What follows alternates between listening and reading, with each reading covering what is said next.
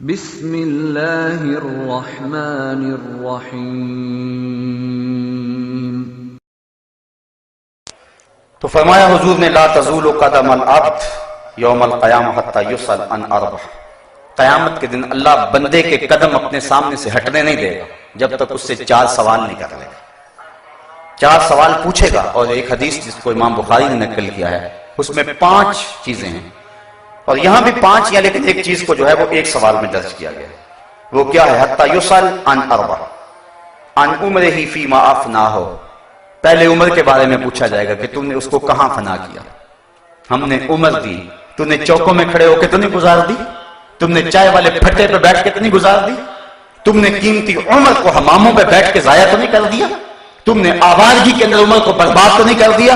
عمر کے بارے میں پوچھے گا، یہ میری نعمت ہے، تم نے میرے اس نعمت کی کیا قدر کی، اس نعمت کی کیا قیمت ڈالی تم نے، اس عمر کو کہاں گزارا تم نے، اس امت کو آوارگی کے ساتھ تم نے کہاں برباد کر دیا۔ ایک سوال کرے گا۔ وَعَنْ شَبَابِهِ فِيمَا أَبْلَاهُ، جوانی کے بارے میں پوچھے گا۔ جوانوں، یہ سوال قیامت کے دن رب پوچھے گا، اور یہ بخاری کی حدیث ہے۔ حضور فرمایا اتنی دیر تک اللہ تعالیٰ اپنے سامنے سے بندے کو ہٹنے نہیں دے گا جب تک یہ سوال ضرور پوچھنا لے گا کہ جوانی کہاں گزاری، مجنون تو نہیں بن گیا تھا، دنیا کی محبت میں گرفتار تو نہیں ہو گیا تھا، تیری نظر بدکاری تو نہیں کرتی تھی، تیرے خیال بہک تو نہیں گئے تھے، تیری سوچیں آوارہ تو نہیں ہوگی تھی، تو جوان ہو کے رب کے حکموں کو توڑتا تو نہیں تھا، تیری جوانی کی دین کو ضرورت تھی، کابل میں لوگ لٹ رہے تھے، کندھار میں کافرے لٹ رہے تھے، تیری بہن آفیہ صدیقی رو رہی تھی، جیل کی دیواروں سے سر پھٹ رہی تھی اور رو رو کے چیخ کے کہہ رہی تھی ہمیں چھڑا لو، ہمیں کافروں کے بیٹوں کی مائیں بننا ہم سے گوارا نہیں ہو رہا ہے۔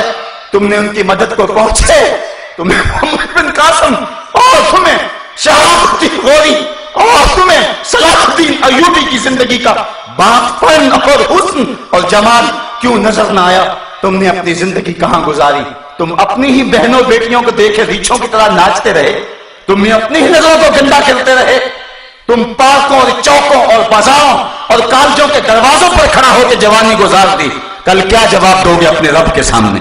تمہاری جوانی کی ضرورت تھی محمد عربی کو، تمہاری جوانی کی ضرورت تھی غزہ کی پٹی میں پستے ہوئے ان لوگوں کو، تمہاری جوانی کی ضرورت تھی جو ہے وہ ان لوگوں کو جو دین کی قدروں کو پامال کر رہے تھے، ان کا گلا دبوچنا تھا تم نے۔